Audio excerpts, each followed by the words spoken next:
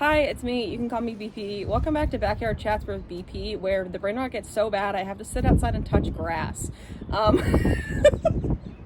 You think I'm kidding, but that's exactly what we're doing right now. Today we're in a different backyard. I'm here with my friend Dakota, who I have forced to watch the show with me. And we just watched Holy Mother of God. I have a lot of thoughts about the episode. Do you? She's not as insane as I am. I'm not. No, you're pretty... I think you go and I'll riff. Oh, okay. Incredible.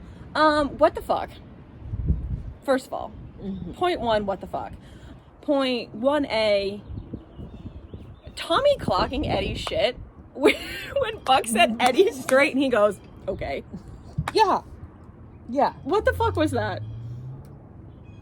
I think because Tommy is actually gay Yeah. and Buck is a little uncertain. Yeah. He's been around a little more. That's a nice way of calling him old. Well, old and just generally more experienced is what I was getting at. Mm-hmm. A little more gay dating experience for him to be able to clock Eddie like that. Sorry, there's a funny sounding bird outside. Yeah, talk about, well, and also, like, Tommy, a gay man who was once engaged to a woman, being able to clock Eddie's potentially closeted shit. Hey, he knows comp het when he sees it.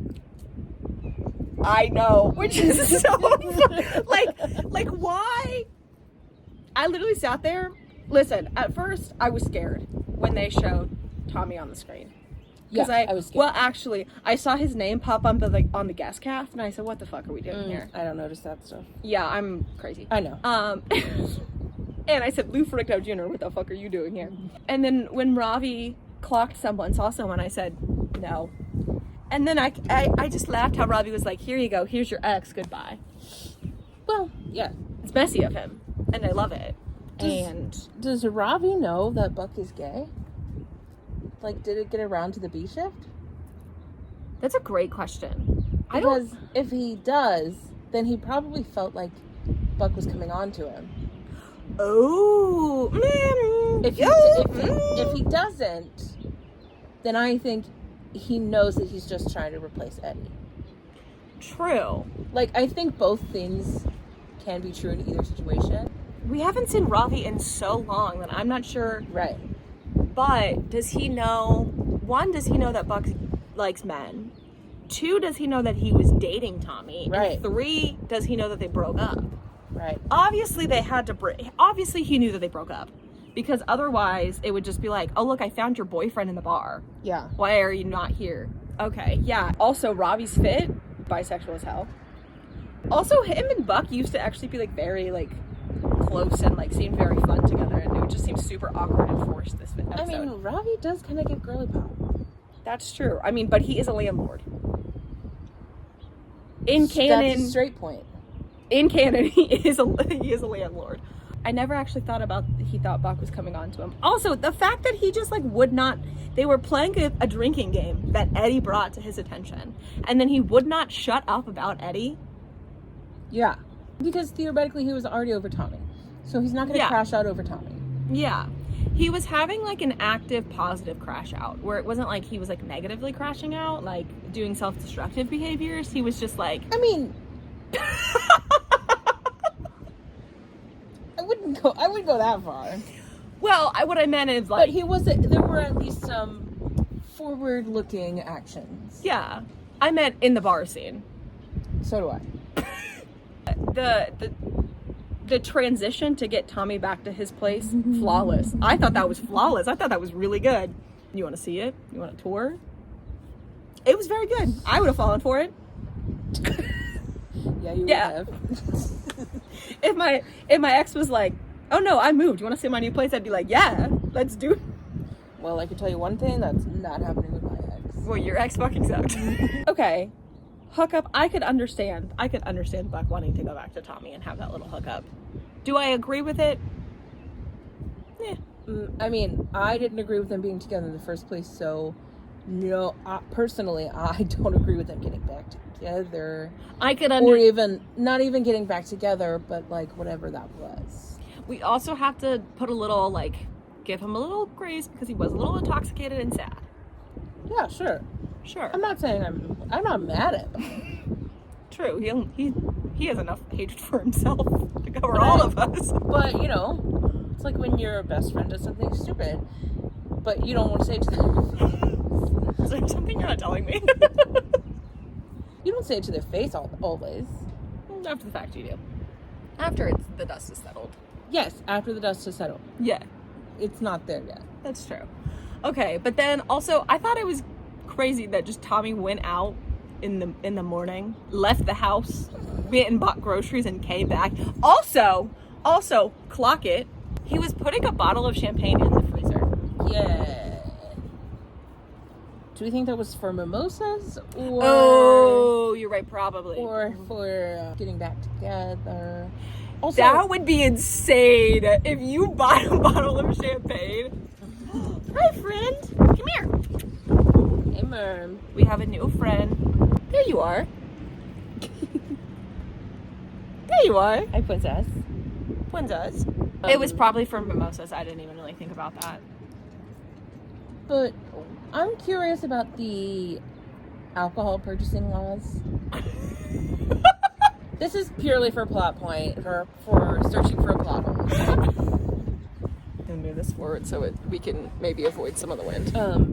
In the state of Tennessee where I'm from, you cannot buy alcohol at the store before noon. They can buy it. Okay. From 6 a.m. to 2 a.m. 6 a.m.'s crazy. So from 2 to 4 a.m. no alcohol you allowed. cannot buy or sell alcohol. Sucks. 6 a.m. Jack brunch. Let's go, ladies. I think about it in terms of like the airport. Oh yeah, I guess that's true. It could be relevant there. That's true. It's obviously a really big international. Yeah, they changed their liquor laws just for LAX. I'm sure. Give them a break. Anyway, okay. Point 1B. What the fuck? Point 1B. Now that the competition's out of the way. What the fuck? So does that mean it does? I think that means that when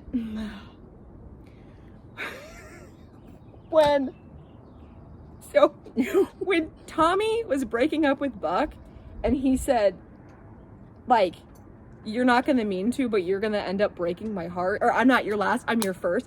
So that means he was talking about Eddie. Yeah. He was talking about Eddie. He said now that the competition, the gall of that man to say that. I'm sorry. Buck's little momentary crash out, and then he said, Eddie's straight. Yeah. That's how I spoke about some of my sorority sisters when I was in college. And all of the ones I said that about, gay. They're all gay now. Every single one that I was like, okay, yeah, sure, they're straight. He clocked that so hard. I know the fandom isn't a big fan of Tommy. I'll keep Tommy around for a plot device if he runs into Buck again and is like, you know I don't think he's straight, right?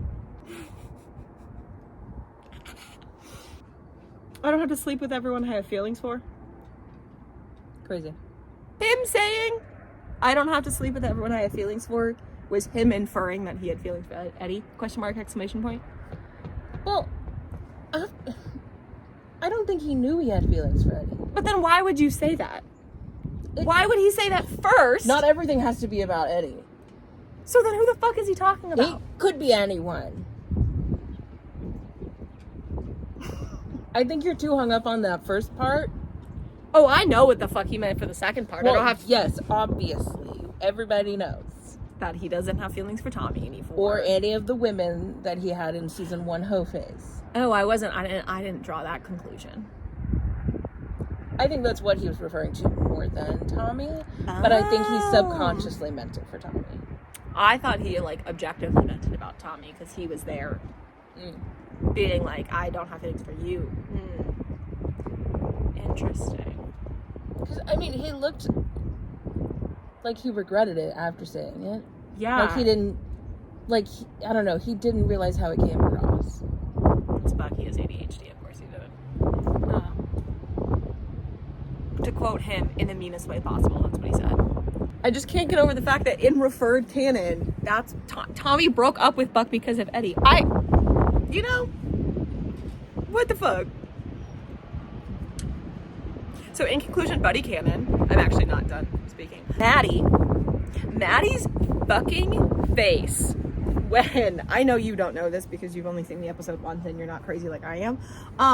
But Maddie's face when Buck is like, when she was like, made the comment about, when he was like, why does everyone want me to be in love with Eddie or something? And then she was like, will that be so crazy? And he's like, yeah. And Maddie's face is like, and she's like, this bitch. Maddie's tired of Buck's shit because I think Maddie knows.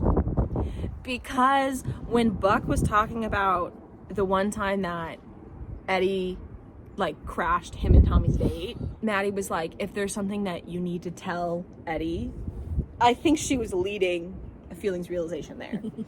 And Buck just didn't get it. It's possible. And Maddie just looks so exhausted with this man. And also, to be fair, she always looks exhausted with him because he is exhausting as a big sister. Oh, now you sound like Eddie in season. You sound like Eddie in the grocery store fight. Okay. You're exhausting. He is. We all have our own problems. You don't get it because you don't have a little brother, okay? They're exhausting. Cue me going into the grocery store fight. You're exhausting, you know? We all have our own problems. You don't see us complaining about them. Why can't we all manage to suck it up? Why can't you?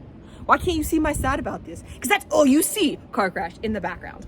Anyway, I think it was crazy of Buck to put so much emphasis on like my straight best friend. What would have happened if Maddie would have said, well, what if he wasn't straight? What do you think he would have done? Yeah. What do you think he would have done? Maddie, what happened? What would happen if you did say that, Maddie? No. If Maddie was like, well, what if Eddie wasn't straight? Because to me, where's my clear? To me, Buck said that to emphasize the fact that Eddie is straight. That's the only reason he doesn't have feelings for him. In my humble opinion. He hasn't let himself have it. Like, he hasn't let himself get that far. What the fuck? Also, sorry, weird side note. The way that man was baking, he is not a true baker.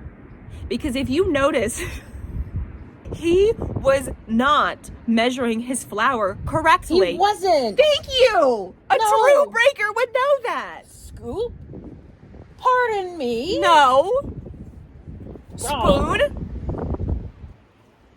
No. I'm so glad you caught that too.